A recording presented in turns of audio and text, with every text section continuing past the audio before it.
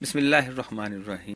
Life light میں خوش آمدید۔ 3 مارچ سن 2009 سری لنکا کی کرکٹ ٹیم پاکستان کے شہر لاہور میں تھی۔ پاکستان اور سری لنکا کے درمیان کھیلے جانے والے ٹیسٹ میچ کا تیسرا دن شروع ہونا تھا۔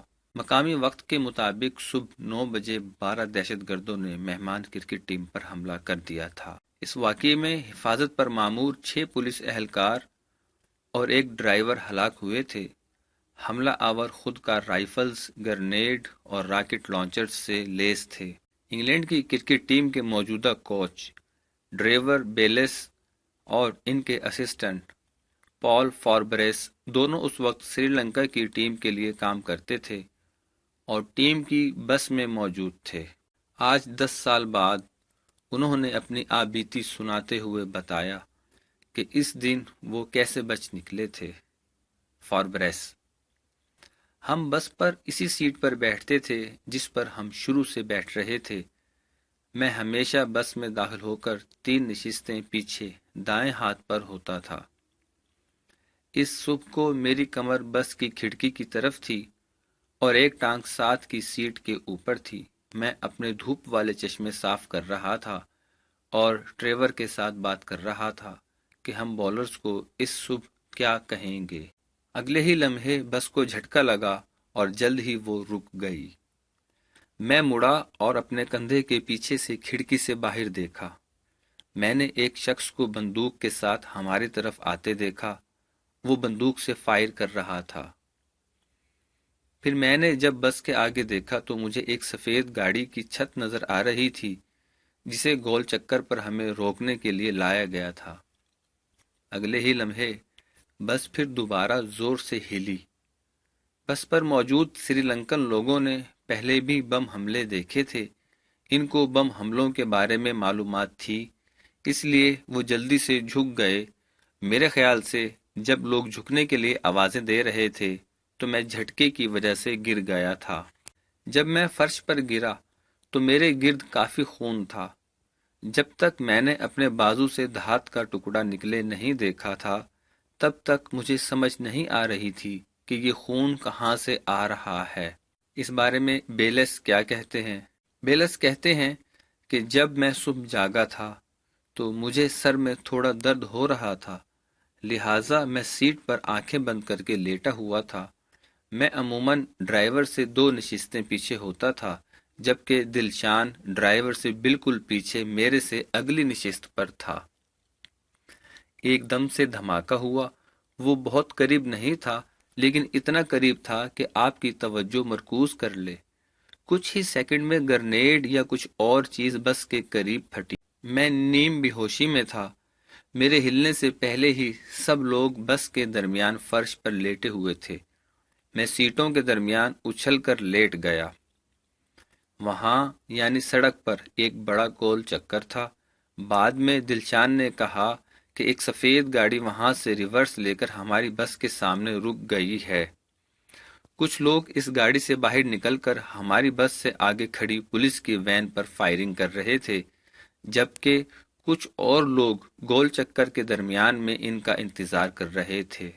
فوربرس کہتے ہیں گرنیڈ نے ہمیں زخمی کر دیا۔ کچھ دھات کے ٹکڑے ہماری بس میں تھے، کچھ ہمارے جسم میں۔ اجنتا مینڈس میرے سے اگلی سیٹ پر تھے، وہ بھی فرش پر گر گئے تھے اور ان کے سر کے پیچھے سے کافی خون بہہ رہا تھا۔ بس میں میرے سے آگے مینڈس تھے اور میرے پیچھے پرناوتنا تھے۔ ان کے سینے میں ٹکڑا لگا تھا اور وہ بے ہوش ہو گئے تھے۔ ان کی سفید شرٹ خون سے لت پت تھی۔ وہ اپنی سیٹ پر ہی بے ہوش ہو گئے تھے۔ ان کے سامنے بیٹھے ٹیم کے فیزیو اور ٹرینر نے ان کو ٹانگ سے کھینچ کر فرش پر لٹا دیا۔ ان کے پیچھے کمار سنگا کارا اور تھیلان سمارا ویرا تھے جو اکٹھے بیٹھتے تھے۔ جب سنگا کارا فرش پر گرے تو سمارا ویرا ان کے اوپر گرے۔ ان کو ان کی ران کے اوپر والے حصے میں گولی لگی تھی۔ بیلس بتاتے ہیں میں سیٹوں کے درمیان میں تھا اور میرا سر بس سے باہر کی جانب تھا۔ میں اپنی ٹانگوں کے درمیان سے اپنے پیچھے لوگوں کو دیکھ سکتا تھا۔ فاربریس میرے فوراً پیچھے تھے اور ان کے بازو سے ایک ٹکڑا نکلا ہوا نظر آ رہا تھا۔ میں ان کے خون کو بہتے ہوئے دیکھ سکتا تھا۔ بس کے اندر کا سکون کا ماحول میرے لیے ایک نمایاں بات تھی۔ صرف آہستہ سے یہ کہا جا رہا تھا، مجھے لگی ہے، مجھے بھی لگی ہے۔ اس طرح کی صورتحال میں محسوس ہوتا ہے کہ وقت رک گیا ہے۔ آپ کچھ نہیں کر سکتے تھے، بس آپ کو نیچے ہونا تھا، سر کو نیچے رکھنا تھا۔ بس کے ڈرائیور نے بھی فرش پر چھلانگ مار دی تھی اور کوئی چیخ رہا تھا کہ بس کو چلاؤ، لیکن اس وقت بس پر گولیاں چل رہی تھیں۔ فوربرس کہتے ہیں، میں نے مرنے کا نہیں سوچا۔ میں یہ بھی نہیں کہوں گا کہ مجھے ڈر لگ رہا تھا۔ اپنے بازو کو دیکھتے ہوئے میں بس یہ سوچ رہا تھا، پلیز دوبارہ مجھے مت مارنا۔ جس سیٹ پر ٹریور تھے، اس کی کھڑکی پر 3 گولیوں کے سوراخ تھے۔ وہ نیچے ہو گئے تھے اور انہوں نے اپنے آپ کی تھوڑی حفاظت کے لیے کمپیوٹر سمیت اپنے بستے کو کھڑکی کے آگے رکھ دیا تھا۔ بس پر گولیاں لگ رہی تھیں، لیکن سب پرسکون تھے۔ مجھے صرف دلشان کی آواز آ رہی تھی، وہ بڑے مخصوص انداز میں کہہ رہا تھا۔ مجھے صرف دلشان کی آواز آ رہی تھی، وہ بڑی مخصوص آواز تھی۔ میں ابھی بھی اسے سن سکتا ہوں، غالباً میں پوری زندگی اسے سنتا رہوں گا۔ وہ ہمیشہ ڈرائیور کے پیچھے بیٹھتے تھے، میں انہیں سن رہا تھا۔ وہ چیختے ہوئے ڈرائیور کو بس ریورس کرنے کا کہہ رہے تھے۔ ڈرائیور سٹیئرنگ وہیل کے نیچے سے اپنے بازو کو استعمال کر کے اسے گھما رہا تھا۔ اس نے ریورس کرنا شروع کیا جب دلشان اپنا سر اوپر کر کے ان کو حملہ آوروں سے دور جانے کا راستہ بتاتے تھے۔ ڈرائیور کو اس کا بہت کریڈٹ ملا۔